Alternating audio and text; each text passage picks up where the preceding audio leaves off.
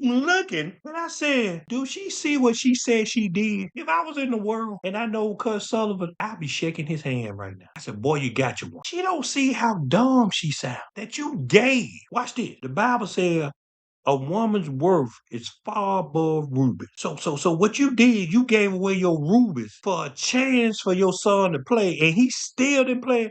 And now she on there. Well, Miss Sullivan, I'm finna let you know I sucked your man and did this, cause this what it looked like. And she went to talking. I turned it off there. That's a little too much for me. We got to stop doing stupid things. We think we embarrass somebody else. The way us man thinking, we shaking his hand. You the one that look stupid. See, you can call the man nasty, vulgar, whatever it is, but you the one did it. He didn't do it. That's like y'all going over to Dubai and y'all like that number 2 on you.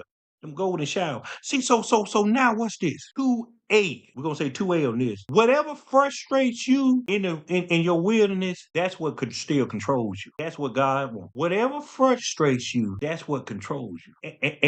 And you're not over it till you're not frustrated anymore. You're not frustrated. I gave you a pointer. Whatever frustrates you, that's what controls you. If it frustrates you to worry about where you're gonna get your next paychecks from, money still control you. If it frustrates you because it's not quiet around you anymore, your patience still control you. Man, I woke up this morning, my son mama sent me a text at 6 this morning. After I done told her 10 times, you gonna help me get our son out? I said, look here, woman. I said, I told you, like I told him. No, I understand, but. I said, so if I help him, and he get out and do the same thing. And here you come calling me, your son did this, your son did. I don't want to hear it. I said, so whatever you got to do, you can get your son out. I said, for me, cause he got to prove to me he changed. That was big talk, wasn't it? Man, I got on the highway coming back to the house. God said, do I make you prove you change? Man, I couldn't do nothing but hold my head down. A lot of us want people to prove ourselves to them, and we ain't even proving in God.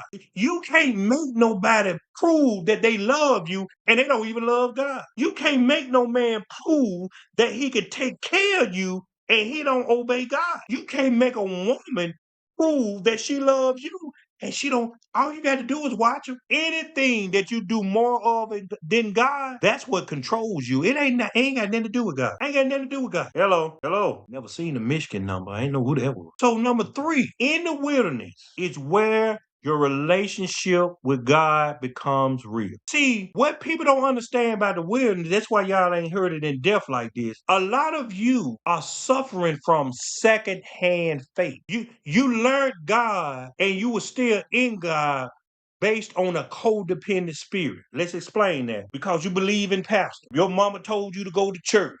You go to church every Sunday, like clockwork. If you ain't going to church, you call, hey, I ain't gonna be there today. You listen here.